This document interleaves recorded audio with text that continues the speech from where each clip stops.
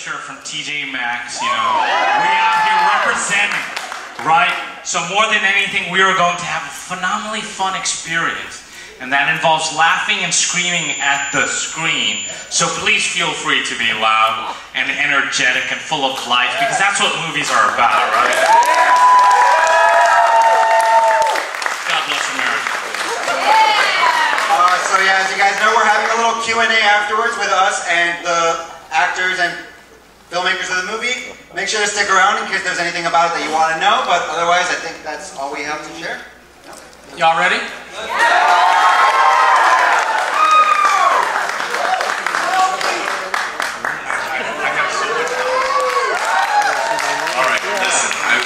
I know we're well past so many of your bedtime. Can we have Manny and Benjamin to please come down, and can you guys give them a huge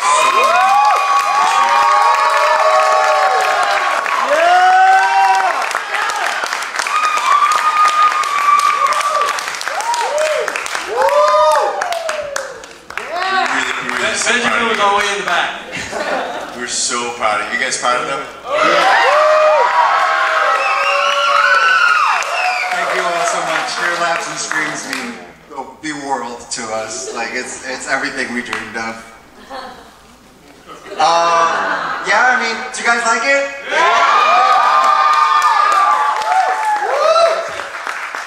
Yeah.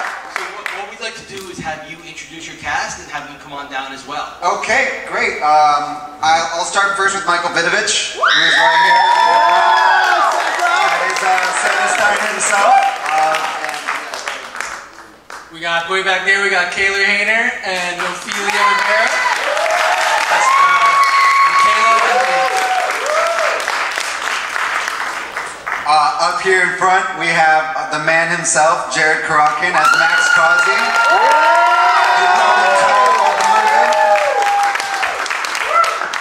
He won't be able to speak because his tongue got ripped out, but we got Leonardo Pereira right there.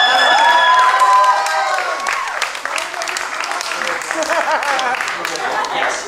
As you guys met him before, was She Sukul up on top right there. He was our lead producer doing all this. Wouldn't have been possible to do without him. You've seen him in a wig, you've seen him without a wig. We're talking about Paige's dad, Brian.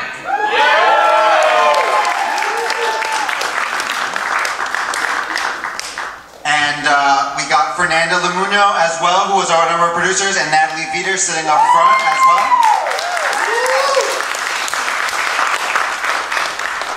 And is Santa still here? Yeah, there he is. Come on down here. This is our real life Santa.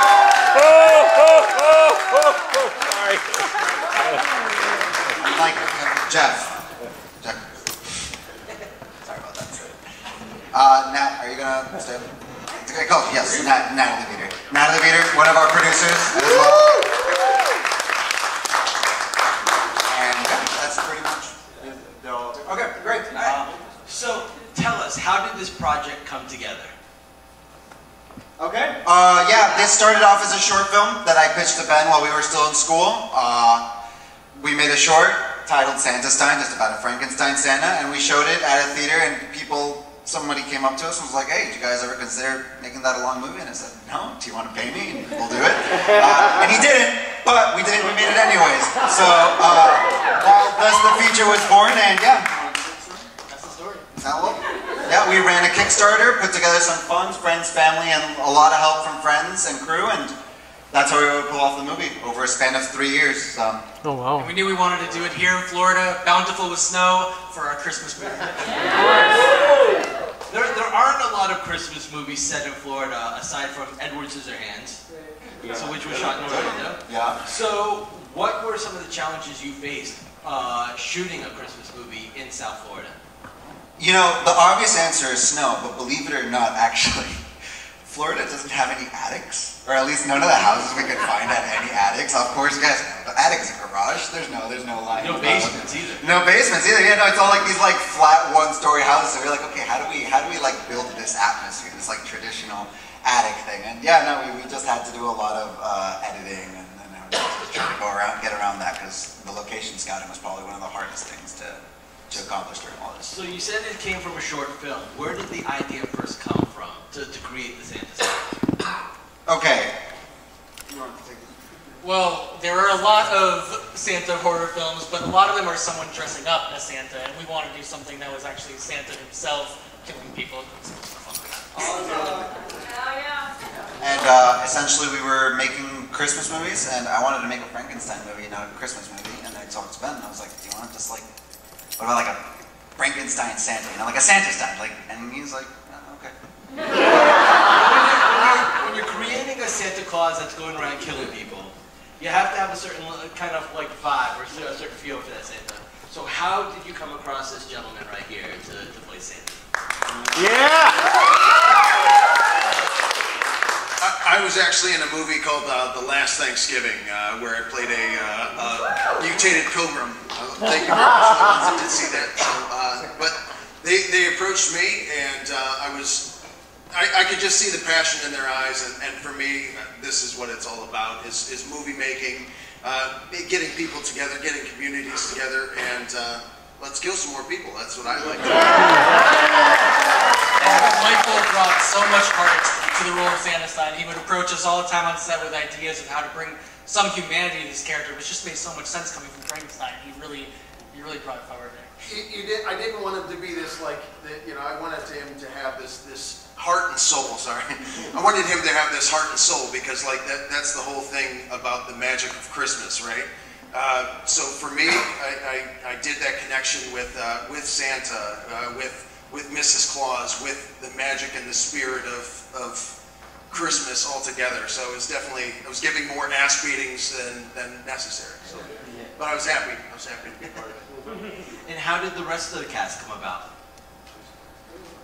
Okay, well, I'll first introduce Jared here, the curly man himself. He was actually the star of the original short film. And one day, you know, we were doing the casting session. It was going terribly. We were just like, no one's coming in. And then in walks in Jared, and he's like, you got to put me in this movie, man. And I said, okay.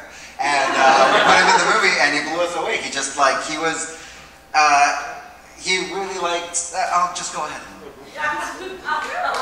Well, I was in the middle of a class one day, and I was talking to somebody sitting next to me, and I had pulled up the flyer for the Santastein short film. I had never acted before in my life, actually, and so I was like, I should audition for this, right? Expecting them to say no, and they said, you should totally do it. So I walked right down there, and I did it, and then somehow he cast me.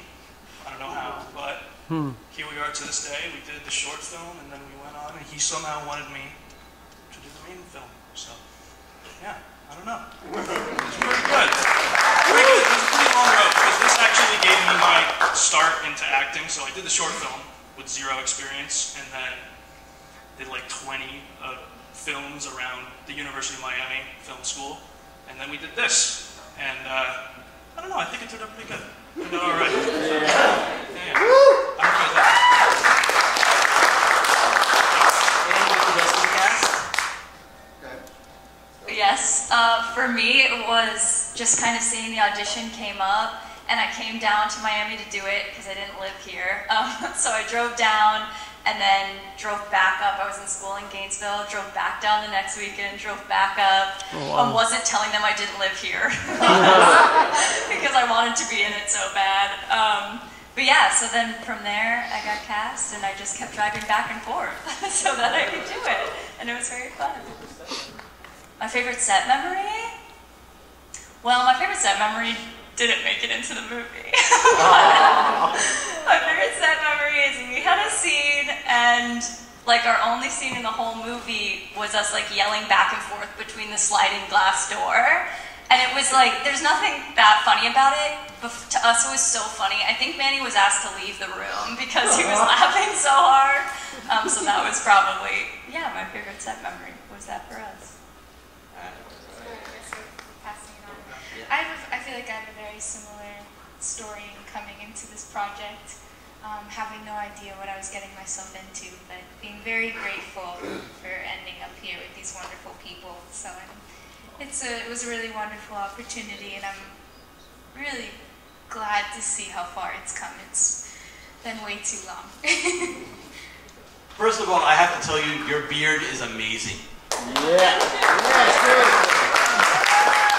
Thank you very much. I just want to remind everyone, Christmas is not dead. Okay, so it's just a movie, so... Anyway, I was working at Sailor Man, and a vendor friend of mine, and he said, look, there's this part for Santa Claus, and you're the guy. And Bassett called me, and that was it. And so, anyway, I want you to know I worked with Matthew McConaughey in the Beach Bum movie, too, so that was a lot of fun. But I didn't have any talking parts. Anyway, thank you very much for making me part of this movie. Merry Christmas. Hi guys. So yeah, I was already a producer on the film, and they just Manny Ben came up to me like, "You should be Peter." And I'm like, "Great, that's one less person we have to pay." So yeah, I took the role.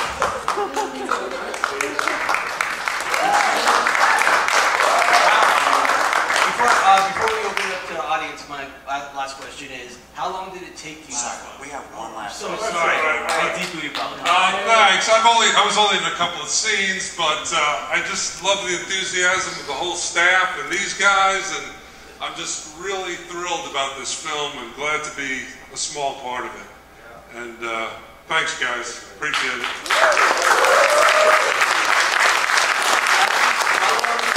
To transform the short into a full feature script? Just copy and paste it 4 times. No, we were kind of almost writing it alongside crowdfunding for it, which was kind of an insane experience, trying to do both those things at once. But getting the script together was a lot of fun. I'd say the really unique opportunity we had was COVID, just like for many productions out there, shut down our production halfway through. So we had half a movie. And we used the short film to fill in the gaps. We saw what we had, and we realized we could kind of rework some scenes and make things a little different. And that second year of production, we were able to fully rework a lot of scenes, which is why their favorite scene was kind of but yeah, so that's kind of the process we had. It was like 1 year and another year. So the film was basically in production since around 2019. Yeah. Oh, wow. Yeah, we shot half in 2019 in the fall, and then half in the fall of 2020, and then we edited in 2021, and now we're here. So let's give the audience a chance to ask some questions. Yes. Then why don't you tell me your favorite Christmas movies? I'm basic. I really like Tim Allen's The Santa Claus. That was my Christmas movie growing up. Yeah, Nightmare Before Christmas. Mine is Elf. Yeah. Jingle all the way. Mine is Elf as well. It's a classic. Rudolph the Red-Nosed Reindeer. Very Santa-like. Die Hard. So no one mentions Ernest Saves Christmas. Okay. Which was filmed in Florida too. We're not from Christmas. I'm a Cleveland guy, so the Christmas Story is the one for me. Yeah. I like Santastein. Yeah. Let's go for the next question. Yes. Who's Pep Riders? Yeah, it was one of the production designers, right? She adopted it throughout and helped let us take care of it, or let us use it during the shoot. She was very gracious, to be honest.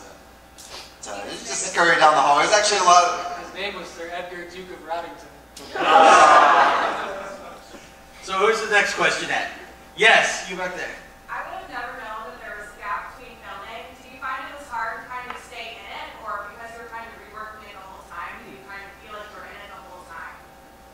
So the interesting thing about the pandemic was that we were really bored and kind of had nothing else to think about. So it's not like we had much of a chance to really fall off the wagon. Ben and I just kept looking at each other and we were like, what do we do? So as far as like reworking the second part of production, at that point we felt like we had a responsibility to all the people that had already put in a lot of time, because at that point, we say it was about halfway through the production, but really we had been shooting for maybe like 20, 25 days at this point. We were like, we can't not give these guys a movie, you know, like this is beyond us now, this is bigger than us. So yeah, that was mine. All right, next question. Yes. So I have two questions. I hope that's okay. So the first one is, I don't know if anybody else knows, but the movie takes place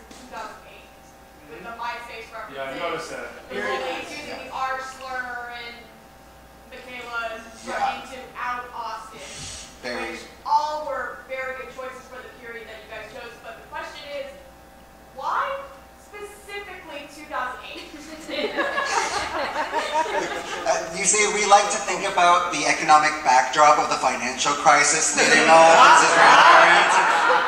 No, it started off with a friend of ours pointing out something. He was like, oh, that's so funny, like 12 years ago, that means it happened in 2008. And we were like, oh, I guess it would take place in 2008 if this kid was like 7 years old when he killed Santa, and it was now, so. It was math, yeah. But yeah, good picking up on that, because honestly, like sometimes we were concerned, we were like, do we even, we have a flip phone in there, a camera flash, MySpace, like, can we really like settle into this? And we committed to it, so thank you for noticing that. I think Iron Man came out that year. Yeah. Alright, yes, you sir. How much different story-wise and content-wise was this short compared to the feature? Is it similar, like this, like very similar, or aside from the casting, like? Well, no, really great cast of side characters, I'd say. I think we were able to like expand the amount of kills and the amount of expand the amount of people in the movie. A lot of the basic building blocks are the same, but we were able to make it bigger with more kills. All right, cool. I was Michaela killed. I asked that too. Yeah, right. Next question? Yes. I have a question. If there would be another short film, would it be about Michaela coming back? Yeah, no, we once joked about they're doing a little post-credit scene of like, because like we see her getting wrapped up, but it's not like anything happens to her. She just, so we were just kind of like, what if just like after all this, she's like trying to like still like break out, like a chicken trying to get out of an egg, just like breaking out of like the wrapper. So. Michaela will return. We're gonna allow 2 more questions. Yes, you sir, all the way in the back. Alright, so in a day and age when a lot of movies are very expensive and look like garbage, how did you make yours look so well? Our cinematographer Louis, who unfortunately is not here today, is the answer to that. He's in Colombia right now, but shout out to Louis, because he's really the guy that knew everything about the lighting. We had a lot of help with him, and then that's pretty much the answer. I have all the things to give to him. We're going to allow 1 more question. Yes, you. There's some really gruesome kills in this movie, and so I was just wondering, of all of them, which was the hardest for you guys to accomplish, and how did you do it? Like physically or emotionally? You can answer with 2 different ones if you need to. It wasn't that it was the hardest, but it was definitely the tongue. Yeah. The tongue thing. We kind of built the tongue prop the day of, because we were like, the super glue wasn't working. We weren't going to film that scene that day of, but we're like, okay, we can't shoot the other scene. What can we do? We need to do something today. Oh, this. We like very spontaneously put it together. We're like, how do we make it snow spontaneously? I fished out a snow machine out of my car, and like we spray painted things white to make it look snowy. And yeah, that was probably the one that required the most cinema atmosphere. Here, I'll reveal some behind-the-scenes post-editing stuff. The scene in the convenience store where Diego's smashed by the glasses in the bag. That was originally its own scene without Leo walking through the store, and it wasn't working as well. It felt a little too serious, and his scene was a totally separate thing. So we just kind of stitched the 2 together, and that was kind of the most difficult one in post to figure out. But once it came together, I think it worked as a funny little connector moment. Absolutely good. Let's give a round of applause to I assume we're going to take a photo, so Natalie and Fernanda can please come down here. Anyone who's leaving, we just ask, please take any trash with you and bring in the receptacles over here. Thank you.